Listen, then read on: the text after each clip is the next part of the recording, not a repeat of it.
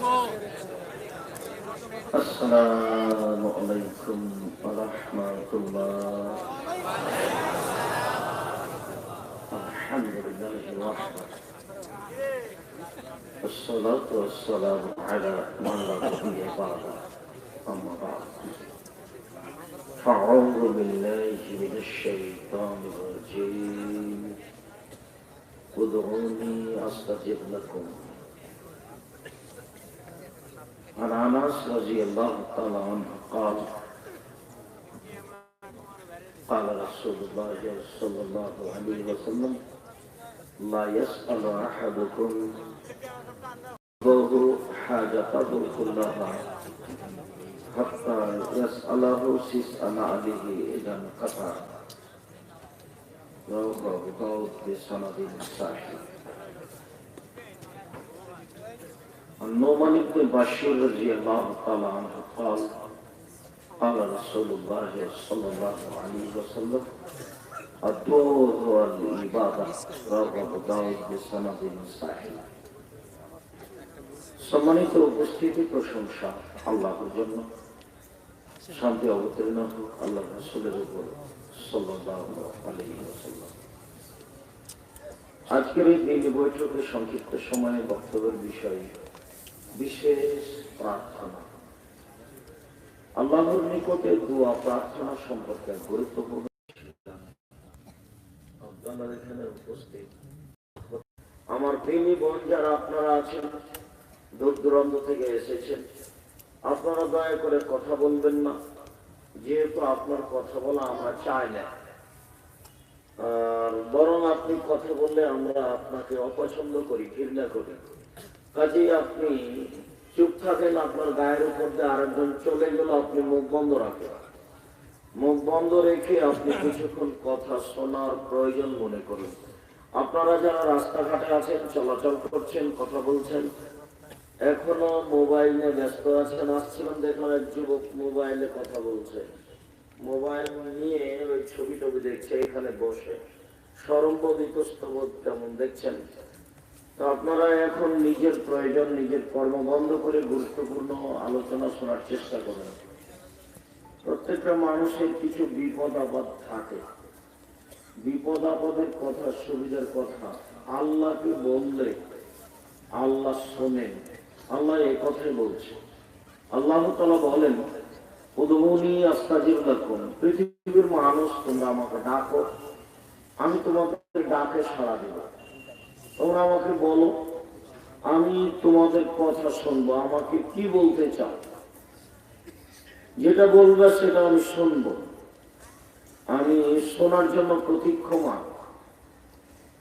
আনাস রাদিয়াল্লাহু তাআলা আনহু বলেন রাসূল সাল্লাল্লাহু আলাইহি ওয়াসাল্লাম বলেছেন, আল্লাহ তাআলা বলেন হাদিসে কুদসি, ইবনা আদম, এ আদমের ছেলে মেয়ে শোনো, মা দাওয়াতানি রাজাওতানি, তুমি আমাকে যেভাবে ডাকো আমি সেভাবে থাকি, তুমি আমার কাছে যেভাবে আশা পোষণ করো সেভাবে আমি পূর্ণ করে থাকি। আদমের ছেলে মেয়েরা শোনো, তোমরা আমাকে যেভাবে ডাকো আমি সেভাবে থাকি, তোমরা যেভাবে আমার উপরে আশা পোষণ করে থাকো সেভাবে আমি পূর্ণ করে থাকি। তুমি ডাকো, আমাকে কি বলতে চাচ্ছ আমি এটা শুনবো। উদউনি আস্তাজিব লাকুম, তোমরা আমাকে ডাকো, আমি তোমাদের ডাকে সাড়া দিব। আল্লাহ তাআলা অন্যত্র বলেন উদউ রাব্বাকুম তাযাররুন খুফিয়া, তোমরা তোমাদের প্রতিপালককে ডাকো গোপনে, অতীব গোপনে, বিনয়ে, অতীব গোপনে, অতীব বিনয়, খুব বিনয়ের সাথে বলো, খুব গোপনে বলো, চুপে চুপে বলো, মনে মনে বলো। কি বলছে, বলতে চাচ্ছ আমাকে খুব গোপনে, বিনয়ে, বিনয়ী ভাব নিয়ে মনে মনে বলো, আমি তোমার কথা শুনব। আল্লাহ তাআলা বলেন ইজমা রাব্বাহু নিদান, যখন জাকারিয়া আলাইহিস সালাম চুপে চুপে অতীব গোপনে তার প্রতিপালককে বললেন। জাকারিয়া বলার সময় বললেন, রব্বি ইন্নী ওয়াহানা লাজমা, হে আমার প্রতিপালক, আমার হাড় হাড্ডি দুর্বল হয়ে গেছে। ওয়াস্তালার রাস ও শাইবা, আমার মাথার চুল পেকে গেছে। আমার হাড্ডি দুর্বল হয়ে গেছে, আমার মাথার চুল পেকে গেছে। অলাম আকুম্বে দুয়ায় করবে শাকিয়ে, প্রতিপালক তোমার কাছে দোয়া প্রার্থনা করে মানুষ নিরাশা হয় না। আরেকটা কথা উনি বলেছেন, অকালত ইমরাতি আকিল, আর আমার স্ত্রী বন্ধা, আমার স্ত্রী বাচ্চা দিতে পারে না। অকালত ইমরাতি আকিল, আমার স্ত্রী বন্ধা, বাচ্চা দিতে পারে না। তাহলে আমার তিনটে সমস্যা। এক, আমি নিজেও দুর্বল। দুই, আমি বৃদ্ধ মানুষ, মাথার চুল পেকে গেছে। তিন, আমার স্ত্রী বন্ধা, বাচ্চা দিতে পারে না। বাচ্চা দেওয়ার মতো বাহ্যিক কোন পথ ঘাট আমি দেখি না।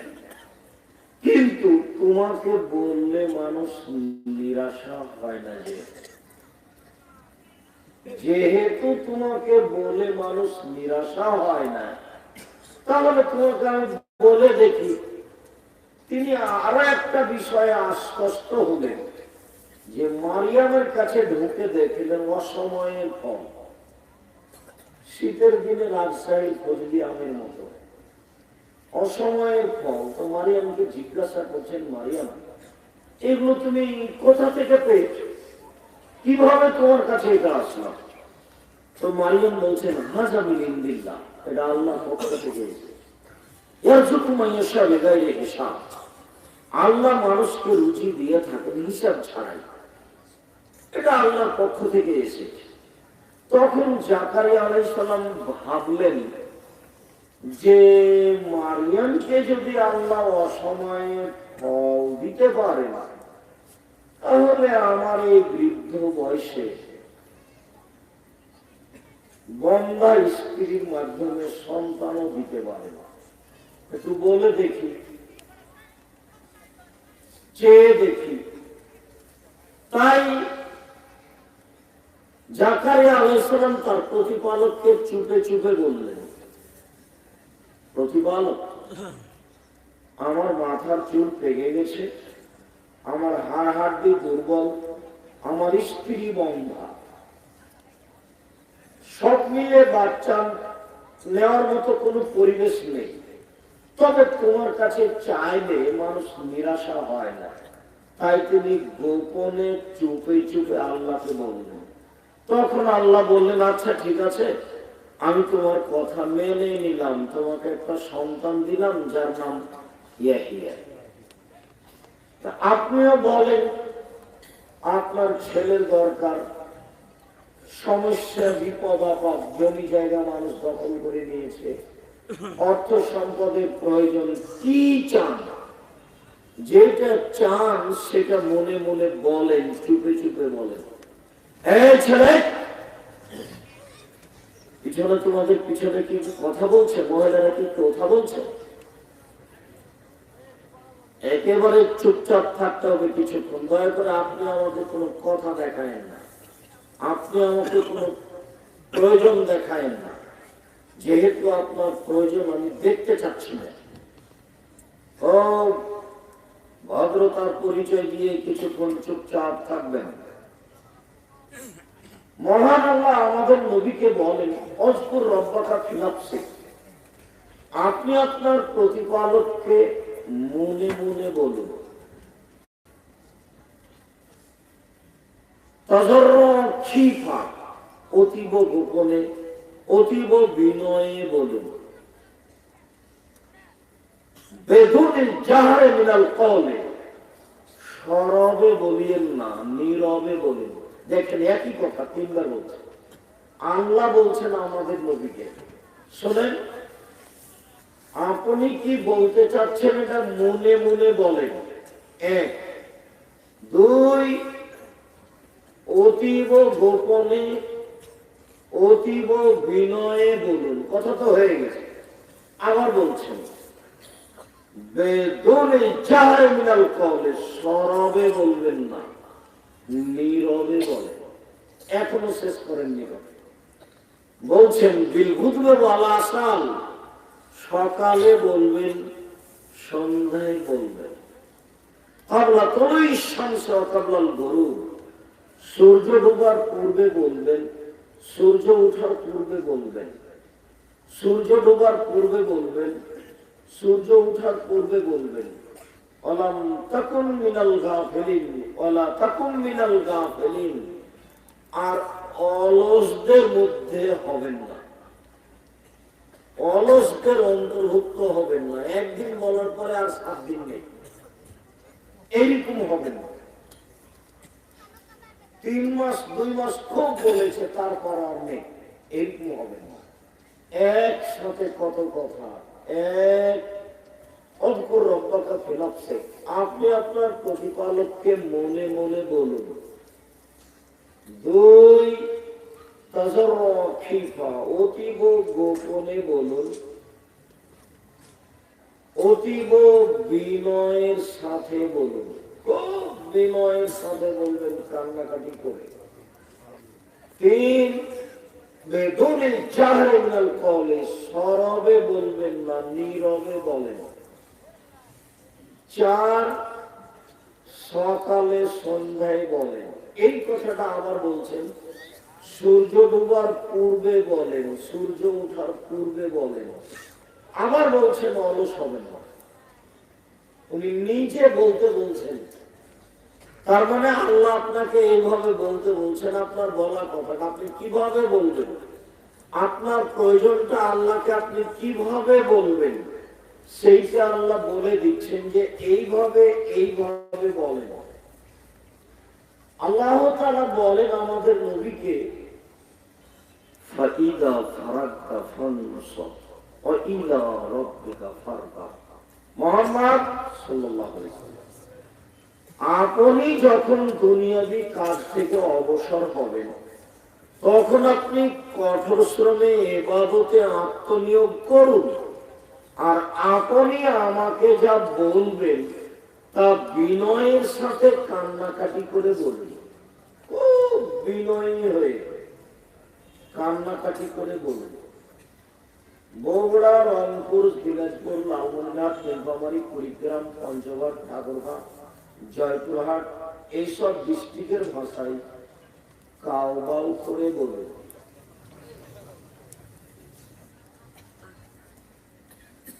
ঢাকা, গাজীপুর, নরসিংদী, নারায়ণগঞ্জ, মানিকগঞ্জ, মুন্সিগঞ্জ, এইসব ডিস্ট্রিক্টের ভাষায় কাকতি মিনতি করে বলুন, কারু বারু করে বলুন। চাঁপাইনবাবগঞ্জ, নওগাঁ, রাজশাহী, নাটোর, এইসব ডিস্ট্রিক্টের ভাষায় হাত পা ধরে বলুন। মানে বলার একবারে শেষ সীমা, দেওয়াই লাগবে। আমাকে এটা দেওয়াই লাগবে, বললেই খুশি, আর না বললে অসন্তুষ্ট। যত বলবেন তত খুশি, যত বলবেন তত খুশি। আর যদি না বলেন তাহলে অসন্তুষ্ট। তবে একটা কথা বলেছেন, আবু হুরায়রা রাদিয়াল্লাহু তাআলা আনহু বলেন, রাসূল সাল্লাল্লাহু আলাইহি সাল্লাম বলেছেন, মান সাররাহু আইয়াসতাজিবাল্লাহু লাহু ফিস সাদাই ফালিকসির ফিদ দুআ ফির রাখায়।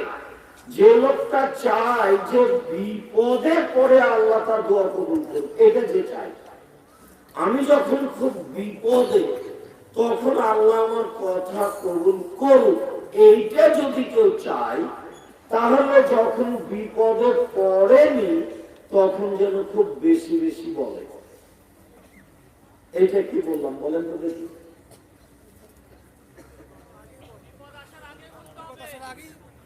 যখন বিপদ নেই, ভালো অবস্থায় আছে, তখন খুব বেশি বেশি বলতে হবে, তখন বেশি বেশি সাহায্য চাইতে হবে, তখন বেশি বেশি সুবহানাল্লাহ, আলহামদুলিল্লাহ, আল্লাহু আকবার বলতে হবে। তাহলে এইটা খুব সহজেই হবে যেটা আপনি চাচ্ছেন। কিন্তু আগে বলেননি, হঠাৎ করে এখন খুব বেশি বলছেন। খুব বেশি বললেও দেরি হবে।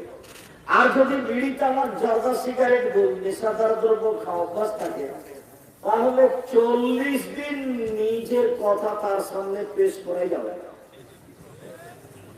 মানে 40 দিন এমনিতে কেটে যাবে। রাসূল সাল্লাল্লাহু আলাইহি সাল্লাম বলেন, মান শারাবাল খামরা লাম ইয়াযাল্লাহু আনহু 40 লাইলা। কেউ যদি বিড়ি তামাক জর্দা সিগারেট গুল নেশাদার দ্রব্য খায়, পান করে, তাহলে সে 40 দিন আল্লাহকে নিজের দিকে করতে পারবে না। তাহলে তাড়াতাড়ি শোনা তো বহু দূরের কথা।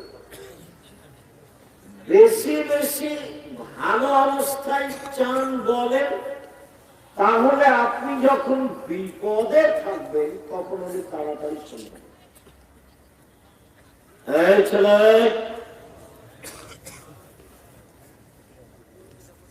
একটু ধৈর্য ধারণ করো, ধৈর্যের পরিচয় দিও। ধৈর্য ঘোড়ার ডিম মনে করিও না। মানুষে বলে ঘোড়ার ডিম, কিন্তু কেউ দেখে না।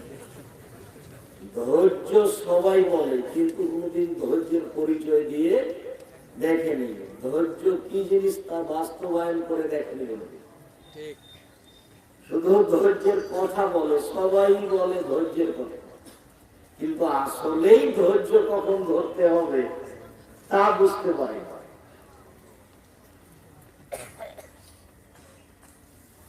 ধৈর্যের পরিচয় দিয়ে একটু অপেক্ষা করুন, দেখি আপনাকে আজকে অতীব গুরুত্বপূর্ণ কিছু কথা আপনার জীবনে কাজে লাগতে পারে, কিছু শোনাতে পারি কিনা, চেষ্টা চালিয়ে যাবে। সম্মানিত দিনী ভাই বোন, আনাস রাদিয়াল্লাহু তাআলা আনহু বলেন, রাসূল সাল্লাল্লাহু আলাইহি ওয়াসাল্লাম বলেছেন, লা ইয়াসালু আহাদুকুম রাব্বাহু হাজাতাহু কুল্লাহ। তোমাদের কোন ব্যক্তি, তোমরা সবাই তোমাদের সব কিছু আল্লাহর কাছে চাইবা, যা প্রয়োজন তাই চাইবা। এই কথা বলার পরে আল্লাহর নবী নিচের দিকে নামতে লাগলেন, মানে কথার বাক্যের দিকে নিচের দিকে নামলেন, বাক্যের নিচের দিকে নামতে লাগলেন। নামতে নামতে নামতে বলছেন, হাত্তা ইয়াসআলাহু সিসআনা আলাইহি। যদি কারো জুতার ফিতে ছিঁড়ে যায়, সেটাও যেন আল্লাহর কাছে চাই। আসলে জুতার ফিতা কথা নয়, স্যান্ডেলের ফিতা কথা নয়, মানে কম থেকে কম, একেবারেই কম। দা হোক, কুড়াল হোক, সুই সুচ সুতা হোক, যেটাই হোক না কেন, একেবারেই কম, কম থেকে কম, সেটাও যেন মানুষ আল্লাহকে বলে, আল্লাহ তুমি আমার এটা ব্যবস্থা করে দাও। এই কথা মুহাম্মদ সাল্লাল্লাহু আলাইহি সাল্লাম বলেন, যে আপনি আপনার প্রয়োজনটা আল্লাহর কাছে পেশ করেন, বেশি বেশি করে বলেন। বেশি বেশি করে বললে খুব খুশি, কম বললে কম খুশি, বেশি বললে বেশি। এই লোকটা খুব দান করে মানুষকে, তো একদিনে যদি 20 জন লোক আসে তাহলে বিরক্ত হয়ে যাবে। কিন্তু আপনি আল্লাহকে যত বলবেন তত বেশি খুশি। কি চান সেইটা সেখানে বলে দেওয়ার জন্য প্রস্তুত রয়েছেন। আনাস রাদিয়াল্লাহু তাআলা আনহু বলেন, রাসূল সাল্লাল্লাহু আলাইহি ওয়াসাল্লাম বলেছেন, ইস্তাজাবু লিল আবদ মা লাম ইয়াদু বিসমিন আও কাতিয়াত রাহিমিন মা লাম ইস্তাজিল। মানুষের দোয়া কবুল হয়, সব দোয়া কবুল হবে, তবে 3টি কারণে দোয়া কবুল হয় না, বা 3 ধরনের দোয়া কবুল হয় না। এক, বেশমিল। মানুষ যদি পাপের দোয়া করে তাহলে সে দোয়া কবুল হবে। মানুষ যদি বলে যে আমি চুরি করছি, আল্লাহকে যেন না দেখা, এরকম দোয়া যদি কেউ করে তাহলে সে দোয়া কবুল হবে। 2, কাতিয়াতে রাখেনি, সম্পর্ক আত্মীয়তা ছিন্ন করার দোয়া যদি কেউ করে তাহলে সেই দোয়া কবুল হবে না। দুই ভাই খুব ঝগড়া লেগেছে, দিয়ে এক ভাই বলছে যে আমি এখান থেকে চলে যাব, যেন তোর কোনোদিন মুখ দেখতে না হয়। আর ভাইয়ের মুখ দেখবে না। চাপাই নবাবগঞ্জে দুই ভাই গন্ডগোল লেগে ঢেকিটা কেটে ভাগ করে নিয়েছে। তো ওটা থেকে এখন আর কিছু হবে? আল্লাহ যেখানে বলেছেন যে পৃথিবীর মানুষ এক আল্লাহর ইবাদত করো, তার সাথে বিন্দু মাত্র শরীক করো না। অবিল ওয়ালিদাইনি ইহসানা, আর বাপ মায়ের সাথে ভালো আচরণ করো। দুই, অবিজিল কুরবা, নিকট আত্মীয়র সাথে ভালো আচরণ করো। নিকট আত্মীয় হলো নিজ ভাই। নিজ ভাইয়ের সাথে টিকে থাকা খুব কঠিন। ভাই ভাই, ঠাই ঠাই। ভাই কিন্তু আপনার পরিবার নয়, আপনার ছেলে মেয়ে আর আপনার বাপ মা, এরা আপনার পরিবার। ভাই কিন্তু পৃথক সদস্য। পড়াশোনা করে, বিবাহ করে ও বউ নিয়ে সংসার করে। মাঝে মধ্যে মোবাইল করে কথা চালু থাকলে জিজ্ঞাসা করবে, আর যদি কথা চালু না থাকে তো 10 বছর একদিন কথা হবে। আর জমি ভাগের সময় পিটিয়ে ভাগ করবে, প্রয়োজনে মামলা করে। যদিও বগুড়ার মানুষ অনেকেই নয়, প্রায় 90 জন, 95 জন বা 98 জন বোনকে জমি দেয়। বোন যদি জমি চাই তাহলে বলে যে তুই চলে যা, আর কোনদিন আসবি না, জমির ভাগ নিয়ে চলে যা। জমির ভাগ দেয় না যে সে কাছে খারাপ, বলো তো ছেলে কাছে কুকুর শ্রী হয়েছে। আর তোমাকে আমি বলেছি তুমি তোমার আব্বাকে বলে দিবা যে আব্বা, ভাগ্য নিয়ে দুনিয়াতে এসেছি, ভাগ্য ছেড়ে আসিনি। ভাগ্যে যদি জমিদারি থাকে তো জমিদারি করে খাবো, আর যদি ভাগ্যে ভিক্ষে করে খাওয়া থাকে তো ভিক্ষে করে খাবো, কুকুর জমি খাবো। সন্ধ্যা হতে হতে কুকুর জমি বুঝিয়ে দেবে।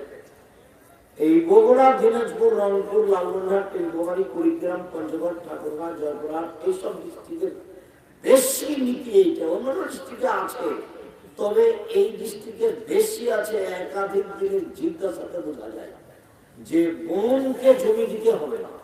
আমার বাপ যেদিন মারা গেছে, মাটি দিয়ে এসে সন্ধ্যার সময়তে আমরা আগে জমি ভাগ করেছি, তারপরে খাওয়া দাওয়া। জমি ভাগ করেছি বটে, আমি এক একটু চিনি, আমার ছোট ভাই জমি চিনি, যাই করি। ও বরিশাল মডেল সরকারি কলেজের শিক্ষক, শিক্ষকতা করে, আসে বাড়িতে। আমার এখানে থাকে, বাড়ি পর্যন্ত যাই, ফিরে চলে যায়। কিন্তু ভাগটা আমি মাটি দিয়ে এসে দেখিয়েছি। জমিটা আগে ভাগ করি। এই ছেলে, তোমার বাপ, তোমার দাদা মারা গেছে, তো তোমার বাপ সকালে জমি ভাগ নেবে, আর তোমার ফুটু বিকেলে নিবে না একসাথে নেবে? 10 বছর হলো তোমার দাদা মারা, এখনো জমি ভাগ নেবে। তোমার বাপের লজ্জা হয় না, শরম হয় না? তোমার বাপ ভিক্ষে করে খাবে, তার মানুষ অপরের জমি খাচ্ছে কেন? বগুড়া ট্রেন স্টেশন আছে, প্রয়োজনে ভিক্ষে করে খাবে তোমার বাপ। তোমার লজ্জা করে না, শরম করা তোমার ওদের হায়া হয় না? 24 ঘন্টার মধ্যে তোমার বাপ যেন জমি ছাড়াই দেয়, তোমার বউকে জমি দিয়ে দেয়। আগামীকাল সন্ধ্যার পরে যেন তোমার বাপ জমি না রাখে তোমার কাছে, তোমার বাপের কাছে। নইলে তোমার বাপ বক্তব্যের সাথে মুনাফিকি করে, তোমার বাপের জন্য মুনাফিক বলে গেছে আপনি মুনাফিক। 24 ঘন্টার মধ্যে তোমার বাপকে জমি তোমার বউকে ফেরত দিতে হবে। তোমার বাপকে বলে দিয়ে আপনারা এসে বক্তব্যের সাথে মুনাফিকি করতে নিষেধ করেছে। জাতির ক্ষতি করতে আসেনি, জাতির সফলতা চাইতে জরুরি আগে জমি ভাগ দিতে হবে, তারপরে কোনো কথা।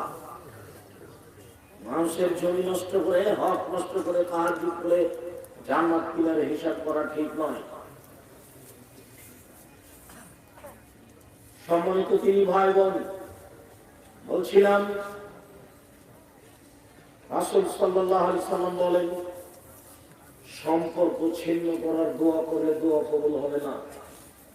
3, দোয়া করতে তাড়াহুড়া করলে দোয়া কবুল হবে না। সাহাবীগণ বলছেন আল্লাহর নবী সম্পর্ক ছিন্ন করার দোয়া করলে কবুল হবে না, এটা বুঝেছি। পাপের জন্য দোয়া করলে দোয়া কবুল হবে না, এটাও বুঝেছি। কিন্তু দোয়া করতে তাড়াহুড়া করলে দোয়া কবুল হবে না, এইটা তো বুঝতে পারলাম না। এইটা কি? তখন আবার রাসূল বলছেন বুঝতে পারলে না, এখন বলে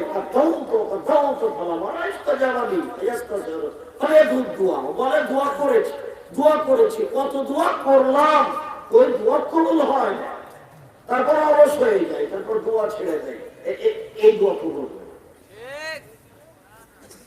3 মাস দোয়া করেছে, 6 মাস দোয়া করেছে, তারপর করে না, মানে দেখেছিলাম কবুল হয়। আপনার আমি ধৈর্যের পরিচয় দেখাতে গিয়ে আপনাকে আমি বলেছি যে একদিন আবু জাহাল বলছে মোহাম্মদ যখন সিজদায় যাবে তার মাথার উপরে উটের ঘুড়ি তুলে দিতে হবে, কে পারে কে পারে? এক যুবক বলছে আমি পারি। আচ্ছা ঠিক আছে, সিজদায় যখন যাবে তখন তুমি উটের ঘুড়ি তুলে দিবা। তো দিয়েছে। তখন কেউ গিয়ে ফাতেমাকে বলছে দেখো ফাতেমা, দেখো দেখো দেখো ফাতেমা, তোমার আব্বার মাথার উপরে ওরা ঘুড়ি চাপিয়ে দিয়েছে, ওরা হাসি তো অট্ট হাসি দিয়েছে, একজন আরেকজনের গায়ে ঢুকে পড়ছে, তোমার আব্বা চিন্তা থেকে মাথা উঠাতে পারে না। তো ফাতেমা দৌড়িয়ে এসে ঘুড়িকে সরিয়ে দিয়ে এদের গালি দেওয়ার ইচ্ছা করলেন। আল্লাহ রাসূল সালাত শেষ করে তাদের জন্য বদদোয়া করলেন। আল্লাহর নবীর বদদোয়া কবুল হলো বদরের যুদ্ধে 12 বছর পর। আল্লাহর নবীর অপমান অবস্থায় দোয়াটা করলেন, কবুল হলো কতদিন পরে? 12 বছর পর। 12 বছর। ইয়াকুব আলাইহিস সালামের ছেলেরা বলছে যে আব্বা একটু ইসবকে আমাদের সাথে দেন না, আমাদের সাথে খেলাবে। তখন বলছেন না না না, আমার ছেলেকে বাঘে খাবে। তখন তারা বলছে বলেন কি আপনি, আমরা এতগুলো আছি তাকে বাঘে খাবে মানে, আমরা তাকে দেখাশোনা করবো। আচ্ছা ঠিক আছে নিয়ে যাও। তো নিয়ে যাওয়ার পরে বিকেলে সন্ধ্যা থেকে এসে বলছেন আব্বা আব্বা ওকে বাঘে খেয়েছে। আপনি তো বিশ্বাস করবেন না, এই দেখেন জামা কাপড়ে রক্ত লেগে আছে। তো জামা কাপড় দেখাচ্ছে বিকেলে রক্ত লেগে আছে, কিন্তু জামা কাপড় ছিঁড়ে নেই। তাতে তার বাপ বুঝেছেন যে কথা মিথ্যে। তখন তার বাপ বলছেন যে হ্যাঁ তোমরা কথা বানিয়ে নিয়েছো, এখন আমি ধৈর্য ধারণ করি, যেহেতু তোমরা কথা বানিয়ে নিয়েছো, ছেলে পাওয়া যাবে কবে তা বলতে পারছি না, তোমরা কথা বানিয়েছো। এখন আমি বলতে লাগলেন আল্লাহ ছেলে আমাকে ফিরিয়ে দাও, ছেলে আমাকে ফিরিয়ে দাও। ছেলে তো দ্বারায় ফেলে দেওয়া হয়েছে, উঠানো হলো, বাজারে বিক্রি করা হলো। জুলাইখার স্বামী তাকে কিনে নিলেন। জুলাইখার স্বামী জুলাইখাকে বললেন যে একে দেখে শুনে থাকো। প্রায় ওখানে 12, 15, 20, 25 বছর থাকলেন, বা 15, 20 বছর থাকলেন, বা 10 বছর থাকলেন। তারপরে বড় হয়ে গেল, এক সময় জুলাইখা তার সাথে জেনা করতে চাইলো। তখন ইউসুফ আলাইহিস সালাম বলেন মাআযাল্লাহ, আমি আল্লাহর কাছে সাহায্য চাই, বলো কি তুমি? সে আমাকে ভালো থাকতে দিয়েছে, ভালো খেতে দিয়েছে, আমি তার সাথে অন্যায় করতে পারিনি, এটা অসম্ভব। তোমার স্বামী আমার মালিক, সে আমাকে ভালো থাকতে দিয়েছে, ভালো খেতে দিয়েছে, আমি তোমার স্বামীর আমানতের খেয়ানত করতে পারি না, তুমি তোমার সাথে জেনা করতে পারি না। আল্লাহ কাছে লাভ সব দরজাগুলি বন্ধ করে দিল। অকালাত হায়কালাত জুলাইখা বলল তুমি জেনায় লিপ্ত হও। তখন ঈশ্বর বললেন মাআযাল্লাহ, আমি আল্লাহর কাছে বাঁচতে চাই। এই বলে তিনি দৌড় দিয়ে ঘর থেকে বের হতে চাইলেন। দরজাগুলি বন্ধ ছিল, তিনি খুলে বের হচ্ছেন কিনা তা বোঝা যাচ্ছিল না। আগে আগে তিনি বের হলেন, পিছনে পিছনে বের হলো জুলাইখা। জুলাইখা পিছন দিক থেকে জামার হাত টেনে ধরলো, তাতে ইউসুফ আলাইহিস সালামের জামা পিছন দিক থেকে ছেড়ে কিছু জুলাইখার হাতে থেকে গেল। আগে আগে বের হয়েছে ইউসুফ, পিছনে পিছনে বের হয়েছে জুলাইখা। ওখানেই ছিল জুলাইখার স্বামী। চট করে জুলাইখার কথা উল্টিয়ে দিয়ে বলল, এই দেখেন আপনি যাকে লালন পালন করছেন সে আপনার স্ত্রীর সাথে অন্যায় করতে চায়, যে আপনার স্ত্রীর সাথে অন্যায় করতে চায় তার কি হতে পারে? আরে আপনি কি হুকুম দিবেন? আমি জুলাইখা বলছি, একে যথাযথ পিটন দিতে হবে, নইলে জেলে দিতে হবে। 12 বছর জেল হয়ে গেল। নারী জাতি খুব ভয়াবহ জাতি। এই ছেলে, আজ থেকে তুমি কোনো মেয়ের সাথে প্রেমে গল্প করো না। তুমি ধ্বংস হবে, তোমার বাপ ধ্বংস হবে, তোমার বংশ ধ্বংস হবে, তোমার জাতি ধ্বংস হবে। তুমি চিনতে পারোনি ও কি জাতি, ও নারী জাতি। তুমি ওকে চিনতে পারোনি, তোমাকে ধ্বংস করার জন্য এসেছে। তুমি ধ্বংস হবে, তোমার বাপ ধ্বংস হবে, তোমার বংশ ধ্বংস হবে, তোমার জাতি ধ্বংস হবে, কেউ রক্ষা পাবে না। তুমি ওকে চিনতে পারোনি। আল্লাহর নবী বলছেন, মা তার তো বাদি ফিতনাত নাযার আলা রিজালিন নিসায়ে, আমার জীবনে আমি ছাড়িনি কোনো বস্তু যেটা পুরুষের জন্য বেশি বিপজ্জনক হতে পারে নারীদের চেয়ে।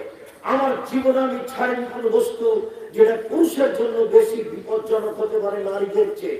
আমার জীবনে আমি ছাড়িনি কোনো বস্তু যেটা পুরুষের জন্য বেশি বিপজ্জনক হতে পারে নারীদের চেয়ে। নারী হচ্ছে পুরুষের জন্য সবচেয়ে বেশি বিপজ্জনক বস্তু। মুহাম্মদ সাল্লাল্লাহু আলাইহি ওয়াসাল্লাম বলেন, ও নারী জাতি, মা রাই তো আমি দেখিনি তোমাদের চেয়ে কাউকে আযাবাল রাজুলিল হাজির, যে বুদ্ধিমানের বুদ্ধিকে নষ্ট করতে পারে। তোমরা এমন জাতি যে বুদ্ধিমানের বুদ্ধিকে নষ্ট করতে পারো। ও নারী জাতি, তোমরা এমন জাতি যে বুদ্ধিমানের বুদ্ধিকে নষ্ট করতে পারো। রাসূল সাল্লাল্লাহু আলাইহি ওয়াসাল্লাম বলেন, ইয়াকুমুল মুগিবাত, যেই মহিলার স্বামী নাই ওই বাড়িতে যায় না, গেলেই তোমরা বিপদে পড়ে যাওয়া। রাসূল সাল্লাল্লাহু আলাইহি ওয়াসাল্লাম বলেন, ইয়াকুমুল তুকুল নিসায়ে, সাবধান তোমরা মহিলাদের কাছে যায় না, গেলেই তোমরা বিপদে পড়ে যাওয়া। মুহাম্মদ সাল্লাল্লাহু আলাইহি ওয়াসাল্লাম বলেন, নারী জাতির ব্যাপারে যে ইন্নান নিসা হাওয়াইল শয়তান, মহিলারা হচ্ছে শয়তানের জাল। আল্লাহ তাআলা বলেন, নিশ্চয় মহিলাদের ষড়যন্ত্র কঠিন আর শয়তানের ষড়যন্ত্র দুর্বল। উপস্থিত বৈঠকের মুসলিম বোন, আমি আপনাকে শয়তান বলে গালি দিনি, আমি আপনাকে শয়তানের জাল বা শয়তানের চেয়ে খারাপের কথা বলিনি।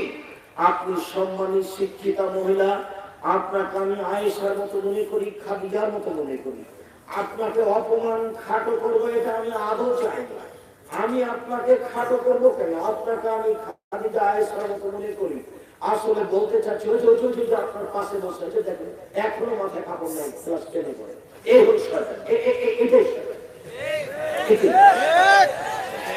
এর বাপ অশিক্ষিত, এর মা অশিক্ষিত, এর বংশ অশিক্ষিত, এর বাপ অশিক্ষিত, এর মা অশিক্ষিত। জন্ম দিতে পারলে বাপ হওয়া যায় না, ক্ষমতার নাম বাপ। প্রসাব করতে পারলে মা হওয়া যায় না, ক্ষমতার নাম মা। জন্ম দিতে পারলে বাপ হওয়া যায় না, ক্ষমতার নাম বাপ। প্রসাব করাতে পারলে মা হওয়া যায় না, নীতির নাম মা। এই মেয়ে, তোমার বাপ নেই, তোমার মাথায় কাপড় নেই কেন? তোমার মাথায় কাপড় নেই কেন? কি দেখাতে চেয়েছো তুমি আমাকে? এই বলতে চাও তুমি আমাকে? এই বলতে চাও তোমার বাপটা একজন কাপুরুষ মানুষ কিছু বলতে পারে না? তুমি কি মনে করো আমি তোমাকে সাহায্য কথা বলবো? তুমি এটা হিসাব কি পেয়েছো? তুমি একজন মুসলমানের মেয়ে, তোমার বাপ মুসলমান, তোমার মা মুসলমান, তোমার বংশ মুসলমান, তুমি মাথায় কাপড় না দিয়ে চলো কি করে? তোমার যেদিন ক্লাস 8 এ উঠেছিল তুমি, সেদিন তোমার হাই হয়েছিল, তোমার বিবাহ হলে আজকে তোমার পিতা বাচ্চা হবে, তুমি এখন ক্লাস 10 এ পড়ো, তোমার মাথায় কাপড় নেই কেন? হ্যাঁ, তুমি আমাকে এ দেখাতে চেয়েছো, দেখাতে চেয়েছো। মা হলে 4টে জিনিস লাগে, মার জন্য 4টে জিনিস লাগে। জাবেরের ভাষাতে বোঝা যাচ্ছে। জাবের রাদিয়াল্লাহু তাআলা বলছেন, আমি তালাকপ্রাপ্ত মেয়ে বিবাহ করেছি, আমি কুমারী মেয়ে বিবাহ করিনি। আমার স্ত্রী জানা, আমার বন্ধুর শিষ্টাচার দিতে পারে। এই ছেলে, তোমার মা এখন বসে আছে ছোটবেলার উপরে। আব্দুল রাজ্জাক সাহেব, আমার মাকে দিয়ে আমাকে বলেন কেন? তোমাকে আর তোমার মাকে লজ্জা দেওয়ার জন্য, বেশি কষ্ট পাও যেন এই জন্য। জাবের বলছেন আল্লাহর নবীকে যে আমি আমার বন্ধুর বয়সের মেয়েকে আমি বিবাহ করিনি, বেশি বয়সের তালাকপ্রাপ্ত মেয়ে বিবাহ করেছি 4টা কারণে। এক, আমার বউ যেন আমার বন্ধুকে শিষ্টাচার দিতে পারে। বলো তোমার মা তোমাদেরকে কি শিষ্টাচার দেবে, বলো কি শিষ্টাচার দেবে। দুই, আমার বউ যেন আমার বোনদেরকে শিখিয়ে দিতে পারে। তিন, আমার বউ যেন আমার বোনদের মাথার চুল চিরুনি করে দিতে পারে। চার, আমার বউ যেন আমার বোনদের উপরে সবসময় প্রস্তুত থাকতে পারে, পাহারাদার। একটা মা হচ্ছে ছেলে মেয়ের উপরে পাহারাদার। আমি বলি এই কথা মুহাম্মদ সাল্লাল্লাহু আলাইহি সাল্লাম বলেন, একটা মা ছেলে মেয়েদের উপরে পাহারাদার। সম্মানিত দিনী ভাই বোন, আপনাকে আমি আপনার দোয়া প্রার্থনা কবুল হওয়ার জন্য খুব গুরুত্বপূর্ণ কয়েকটা সময় উল্লেখ করছি। এক খেয়ালে চেয়ে থাকবেন, আপনি তো দোয়া প্রার্থনা করতে চাচ্ছেন, হাত তুলে দোয়া করুন। আপনি দোয়া করবেন কখন এই ব্যাপারে একটু খেয়াল করুন। উপস্থিত বৈঠকের মুসলিম বোন, ব্যস্ত হয়ে পড়েন না, আপনাকে আমি কষ্ট দিতে চাইনি। এক খেয়াল আপনি চেয়ে থাকুন, আপনার দোয়া কবুল হবে কখন, আপনি কখন দোয়া করবেন। উবাদা ইবনে সামিত রাদিয়াল্লাহু তাআলা আনহু বলেন, রাসূল সাল্লাল্লাহু আলাইহি সাল্লাম বলেছেন, মান তারা মিনাল লাইলি, কেউ যদি শেষ রাতে উঠে, কেউ যদি শেষ রাতে উঠে, সুম্মা কালা, তারপরে বলে, লা ইলাহা ইল্লাল্লাহু ওয়াহদাহু লা শারীকা লাহু লাহুল মুলকু ওয়া লাহুল হামদু ওয়া হুয়া আলা কুল্লি শাইইন কাদির, ওয়া সুবহানাল্লাহি ওয়া আলহামদুলিল্লাহি ওয়া লা ইলাহা ইল্লাল্লাহু আল্লাহু আকবার ওয়া লা হাওলা ওয়া লা কুওয়াতা ইল্লা বিল্লাহ সুম্মা দাউস্তুজিবা। এরপরে যদি দোয়া করে তাহলে দোয়া কবুল হবে। হাদিস বুখারী। বুঝা গেল না? ঘুম থেকে উঠে বলবেন এই দোয়া। এই ছেলে, কারো গায়ে হাত দিয়ে থাকবো না, রেডি হও। যারা আপনারা দাঁড়িয়ে আছেন কারো দিকে খেয়াল করবেন না। আবার বলছি, ঘুম থেকে উঠে কি বলবেন? সিরিয়াল মনে রাখবেন, 5-6টা নীতি পেশ করছি, খুব তাড়াতাড়ি পেশ করছি। এক, ঘুম থেকে উঠে বলবেন, লা ইলাহা ইল্লাল্লাহু ওয়াহদাহু লা শারীকা লাহু লাহুল মুলকু ওয়া লাহুল হামদু ওয়া হুয়া আলা কুল্লি শাইইন কাদির, ওয়া সুবহানাল্লাহি ওয়া আলহামদুলিল্লাহি ওয়া লা ইলাহা ইল্লাল্লাহু আল্লাহু আকবার ওয়া লা হাওলা ওয়া লা কুওয়াতা ইল্লা বিল্লাহ। এখন যে দোয়া করবেন সেটাই করবেন, যেটাই করবেন সেটাই করবেন।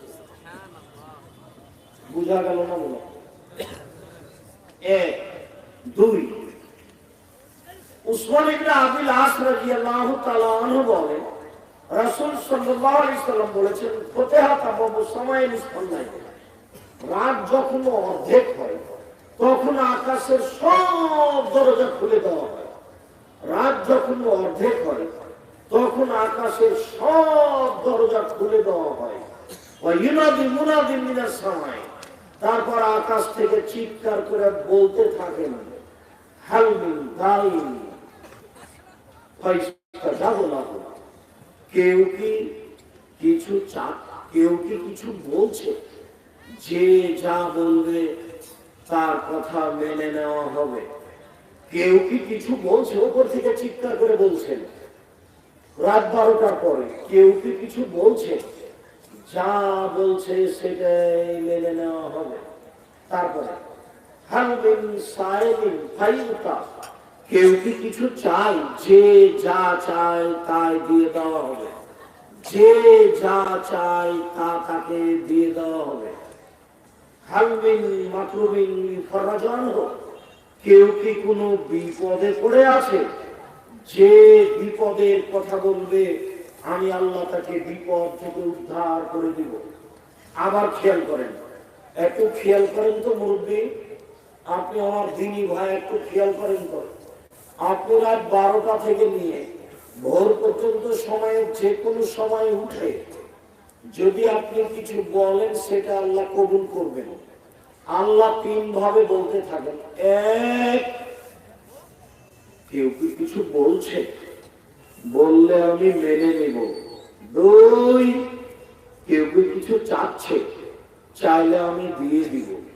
3, কেউ কি বিপদে পড়ে আছে, বিপদে পড়ে আমাকে বললে আমি বিপদ থেকে উদ্ধার করে দিব। বলেন তো এই সময়টা কখন? রাত 12টার পরে।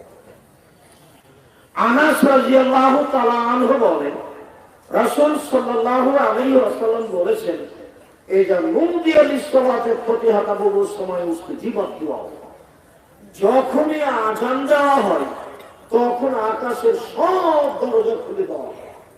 আযান দেওয়ার সাথে সাথে সব দরজা খুলে দেবে। এখন যা বলা হবে সেটাই গ্রহণ করা হবে, যা বলা হবে সেটাই গ্রহণ করা হবে।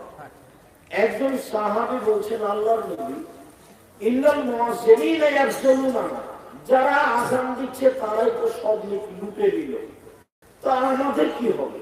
আল্লাহর নবী, যারা আযান দিচ্ছে তারাই তো সব নেকি লুটে নিল, তো আমরা কি পাবো? তখন আল্লাহ রাসূল বলছেন, এই শোনো, কুল মা ইয়াকুলুল মুয়াজ্জিন, মুয়াজ্জিন যা বলে তুমি তা বলতে থাকো, মুয়াজ্জিন যা বলে তুমি তা বলতে থাকো। আযান যখন শেষ হয়ে যাবে, ফাজান তাহাইতা, যখন আযান শেষ হবে, সাউ তুতা, এখন চাও যা চাইবে তাই দেওয়া হবে, চাও যা চাইবে তাই দেওয়া হবে। তাহলে আযানের পরে দোয়া কবুল হবে। রাসূল সাল্লাল্লাহু আলাইহি সাল্লাম বলেন, লাইলাতুদ দুআ বাইনাল আযান ওয়াল ইকামা, আযান ইকামাতের মাঝে দোয়া ফেরত দেওয়া হয় না, আযান ইকামাতের মাঝে দোয়া ফেরত দেওয়া হয় না, আযান ইকামাতের মাঝে দোয়া ফেরত দেওয়া হয় না। আযান ইকামাতের মাঝে যেটা বলবেন সেটাই কবুল হবে। আমরা রাজুলান, আমরা রাসূলুল্লাহ সাল্লাল্লাহু আলাইহি ওয়াসাল্লাম রাজুলান, আল্লাহর নবী একটা লোককে দোয়া করতে দেখলেন। লোকটা বলছে, আল্লাহুম্মা ইন্না নাসআলুকা বিআন্নাকা আনতাল্লাহ লা ইলাহা ইল্লা আনতাল আহাদুস সামাদুল্লাযী লাম ইয়ালিদ ওয়া লাম ইউলাদ ওয়া লাম ইয়াকুল লাহু কুফুয়ান আহাদ।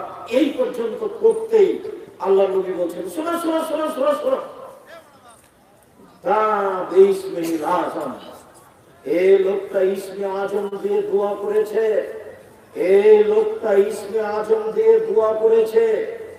এজা দোয়ে বিহি আজাবা, এই দিয়ে যদি দোয়া করা হয় তাহলে তা কবুল হবে। ওয়াইজা সুইলা বিহি আতা, এই দোয়া দিয়ে যদি কিছু চাওয়া হয়, যা চাইবে তাই দেওয়া হবে। এই ছেলে, একটু থামো, আমরা আলোচনার শেষের দিকে চলে এসেছি। আর দুটি হাদিস আছে, এইটা একটা আর পরে আর একটা বলছি। উপস্থিত বৈঠকের মুসলিম বোন, দেখেন তো এই কথাটা আপনি মনে রাখতে পারেন কিনা। যখনই আপনি দূরে সালাত আদায় করে দোয়া করতে যাবেন, দোয়া করার পূর্বে আপনি হাত তুলে প্রথমে বলবেন সূরা ফাতিহা। হাত তুলে কোনটা বলবেন? প্রথমে সূরা ফাতিহা, অথবা বলবেন আলহামদুলিল্লাহি রাব্বিল আলামিন আর রহমানির রহিম মালিকি ইয়াউমিদ্দিন, এই পর্যন্ত। এরপরে আপনি বলবেন আল্লাহুম্মা ইন্না নাসআলুকা বিআন্নাকা আনতাল্লাহ লা ইলাহা ইল্লা আনতাল আহাদুস সামাদুল্লাযী লাম ইয়ালিদ ওয়া লাম ইউলাদ ওয়া লাম ইয়াকুল লাহু কুফুয়ান আহাদ। এরপরে দুরূদ ইব্রাহিম। এরপরে আপনি আপনারটা বলবেন, কি প্রয়োজন, যেটা বলবেন সেটাই কবুল হবে, যেটা বলবেন সেটাই কবুল হবে। আরেকটা, রাসূল সাল্লাল্লাহু আলাইহি সাল্লাম বলেন, দাওয়াত জিন্নুনে এজাতা রাব্বাহু, মাছ আল্লাহ দোয়া। যখন ইউনূস আলাইহিস সালাম মাছের পেটে দোয়া করলেন, মাছ আল্লাহ দোয়া, যখন ইউনূস আলাইহিস সালাম মাছের পেটে বললেন, তিনি বললেন লা ইলাহা ইল্লা আনতা সুবহানাকা ইন্নী কুনতু মিনাজ জালিমিন। আল্লাহ রাসূল বলছেন, যে কোনো মানুষ যে কোনো বিপদে, যে কোনো পুরুষ নারী যে কোনো বিপদে যদি এই দোয়াটা করে, তাহলে যে কোনো ব্যাপারে তার দোয়া কবুল হবে। এইটা আপনি আগে বলবেন, তারপর আপনি আপনার প্রয়োজনটা বলবেন, ইনশাআল্লাহ কবুল হবে। এই কথা মুহাম্মদ সাল্লাল্লাহু আলাইহি সাল্লাম বলেন। তবে সূর্য ঢোলার পরপরই, একেবারেই সূর্য ঢলে গেছে, আযান দিবে জোহরে, এই সময়ে তাড়াহুড়া করে সুন্দর করে ওযু করে 4 রাকাত সালাত আদায় করে বলবেন, জোহরের পরে যা বলবেন সেটাই কবুল হবে, যা বলবেন সেটাই কবুল হবে। তবে সাধারণত বোঝা যাচ্ছে যে রাতের 3 ভাগের 2 ভাগ পার হওয়ার পরে বললে বেশি কবুল হবে। রাতের 3 ভাগের 2 ভাগ পার হওয়ার পরে বললে বেশি কবুল হবে। রাসূল সাল্লাল্লাহু আলাইহি ওয়াসাল্লাম বলছেন, ইন্না মিন লাইলি লাসাআতা, নিশ্চয় রাতে একটা সময় রয়েছে, লা ইউফিকু আব্দুল মুসলিম, যে কোনো পুরুষ যে কোনো নারী ওই সময় আল্লাহকে কিছু বলে, যা বলে তাই কবুল করে। এইবার একটু বলার পদ্ধতি, সুন্দর করে ওযু করে নিয়ে 2 রাকাত সালাত আদায় করে সালাম ফিরে আপনি হাত তুলে বলতে পারেন, আমার দিকে দেখেন, আল মাসআলাতু, স্বাভাবিকভাবে হাত তোলা হচ্ছে এইভাবে। আপনারা মুসলিম বোন দেখতে পাচ্ছেন কি? স্বাভাবিক হাত তোলা হলো এইটা। আর ইস্তেগাসা মানে আরো বেশি বিনয়ের সাথে বলছেন এটা এইটা। আর যদি খুব বিনয়ের সাথে বলেন ইমতিহান, দেওয়াই লাগবে, এখনই দিতে হবে, তাহলেই হবে। তবে পানি চাওয়ার জন্য হলে এই হবে। স্বাভাবিক চাওয়া, আরো বেশি করে চাওয়া, ইত্তেহাল, আমাকে দিতেই হবে, এখনই দিতে হবে, দেওয়াই লাগবে। সালমান ফারসি রাদিয়াল্লাহু তাআলা আনহু বলেন, রাসূল সাল্লাল্লাহু আলাইহি ওয়াসাল্লাম বলেছেন, ইন্না রাব্বাকুম হাইয়ুন কারীম, নিশ্চয় তোমাদের প্রতিপালক লজ্জাশীল, বড় দানশীল, বড় লজ্জাশীল। ইস্তাহি মিন আবদিহি, তিনি তার বান্দার ব্যাপারে, দাস দাসীর ব্যাপারে লজ্জা করে, শরম পায়, লজ্জা করে। এজা রাফা ইয়াদাইহি আয়ারদাহু মাসিকান, যখন হাত তুলে দোয়া করবে তখন খালি হাতটা ফিরিয়ে দিতে লজ্জা পায়, খালি হাতটা ফিরিয়ে দিতে লজ্জা পায়। হাত তুলে দোয়া করতে হবে, এই কথাই ঠিক। হাত তুলে দোয়া করার প্রমাণে 42টি সহিহ হাদিস আছে। কতটি? 36টি হাদিস খালি বুখারী মুসলিমে আছে। হাত তুলে দোয়া করা বিষয়টি ব্যক্তিগত ব্যাপার। সেই দিন বগুড়াতে একটা ঘটনা ঘটেছে। এক মৌলানা সাহেবকে নিয়ে বই ছেড়ে দেওয়া হয়। ওই ছেড়ে দেওয়ার ঘটনাটা ওই হুজুরের সাথে আজ থেকে নিয়ে প্রায় 25-26 বছর পূর্বে আমার সাথে হয়েছিল বগুড়া ড্যামাজানি হাই স্কুল মাঠে। আমি তাদেরকে খুব ভালোভাবে চিনিও দেখেছি। তারা আসলে পড়তে পারে, এটা আমার আজও বিশ্বাস নেই। তারা পড়তে পারে এটাই আমি বিশ্বাস করি। আমি আজও দৃঢ়তার সাথে নিশ্চিত ভাবে বলছি, ও পড়ে অনুবাদ করবে এই সাহস নাই, কিন্তু বই টেনে ছেড়ে দেবে, বহুদূরের কথা। আর বগুড়াতে এইসব দুর্ঘটনা ঘটে থাকে। আপনি বা কি বুঝেন, আপনার হুজুর বা কি বুঝেন? ও জনাব, কি দেখাতে চেয়েছেন আপনি? যেই ছেলেটা মহিলাগঞ্জ ছিল, এখানে সে হাত তুলে দোয়া করে, ওকে আমি 2-3 বছর পড়িয়েছি। আজও ওই ব্যাটা আমার সামনে পড়তে পারবে, এটা আমার সাহস, আমার ধারণাই নেই। যাও, ওটা তুমি তাকে ডেকে নিয়ে আসো, দেখি ও যদি পড়ে অনুবাদ করে দিতে পারে, তোমাকে সেদিন বলবো বাকি কথা। সাহস রাখে না, অনুবাদ করা তো বহু দূরের কথা। অনুবাদ করা তো বহু দূরের কথা, চিল্লালে কিছু করা যায় না। আর যারা সাপ দিয়েছে তারা সব হুঁচলামি, হুঁসমোটার পরিচয় দিয়েছে, এটা মোটা হুঁসুদ্দি। কোনদিন জিজ্ঞাসা করে দেখেছেন? কোনদিন আমাদের বই পড়ে দেখেছেন? হাত তুলে দোয়ার ব্যাপারে আপনারা তো প্রিয় হলো কেন? কোন সাহসে আপনি বই ছিঁড়ে দেন? কি দেখাতে চান আপনি? আমি 1990 সাল থেকে বগুড়ার মাটিতে আসি। আপনার স্মরণ থাকা দরকার ছিল। বিষয়টা আমাকে জিজ্ঞাসা করা উচিত ছিল। কয় পয়সা বিদ্যা রাখেন আপনি? কয় টাকার মালিক আপনি? আপনি একজন আলেম ওলামা, এইভাবে অপমান করার আপনি কি সাহস রাখেন? কয় টাকার মালিক? কয় টাকার মালিক আপনি? কি করতে পারেন আপনি? আপনি তো উসমানের কাছে একটা ভিক্ষুক না। আমার প্রতিষ্ঠানে প্রতি মাসে 17 লক্ষ টাকা বেতন লাগে। আমি জানি না আপনার 10 টাকা আছে সেটা। আমার মনে হয় না যে আপনার 10টা টাকা। কয় টাকার মালিক আপনি? আমার দুইটা প্রতিষ্ঠান আছে, একটা জামিয়া সালাফিয়া রূপগঞ্জ নারায়ণগঞ্জ ঢাকা, জামিয়া সালাফিয়া ডাঙ্গিপাড়া কবার রাজশাহী, 2957 জন ছেলে মেয়ে আছে। তার মানে প্রায় 3000 ছেলে মেয়ে পড়াশোনা করে। এই দেশের সবচেয়ে বড় প্রতিষ্ঠান দুটো। 156 জন শিক্ষক শিক্ষিকা, প্রতি মাসে বেতন লাগে 17 লক্ষ। একটা মাসিক পত্রিকা বের করি, মাসিক আলিতে সাম, তার মুক্তি আছে 10 জন, খালি 10 জন খালি মুক্তি আছে। ওকে আমার 1.5 লক্ষ টাকা প্রতি মাসে বেতন লাগে, ভর্তুকি লাগে 1.5 লক্ষ টাকা। আজকে দিয়ে এসেছি 1,30,000 টাকা লক্ষ। আপনি পত্রিকা পড়েন, আপনি এটা কি দেখাতে চান? এই কোনটা সে কে সেটা আমি বলতে চাই। আমি বলতে চাচ্ছি না আপনি কিছু বুঝেন, না যে ঘটিয়েছে সে কিছু বুঝেন। হাত তুলে দোয়া করার 42টা সহি হাদিস আছে। কতটি? 42টা। 36টা খালি বুখারী মুসলিমে আছে। এই যে এখানে দোয়ার বইটা আছে, তাতে 16টা স্থান উল্লেখ করা আছে হাত তুলে দোয়া করা। সিরিয়ালেতে 36টা দেওয়া আছে হাদিস। এই বইয়ে দেখেন আপনি, এই আচরণ ঠিক নয়। হাত তুলে দোয়া করেন, হাত তুলে দোয়া করা উচিত। মানুষের জীবনে একটি গুরুত্বপূর্ণ কাজ হলো হাত তুলে দোয়া করা।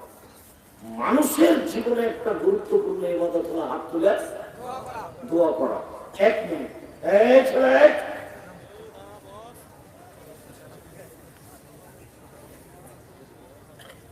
আয়েশা রাদিয়াল্লাহু তাআলা আনহা বলে, আল্লাহর নবী ঘরে ঢুকে জুতা স্যান্ডেল গুলো রেখে দিয়ে আমার পাশে শুয়ে গেলেন। তিনি মনে করলেন যে আমি ঘুমিয়ে গেছি। আসলে আমি ঘুমাইনি, আমি ভান করে ঘুমিয়ে আছি। কিছুক্ষণ পরে তিনি উঠলেন, তিনি মনে করলেন যে আমি ঘুমিয়ে গেছি।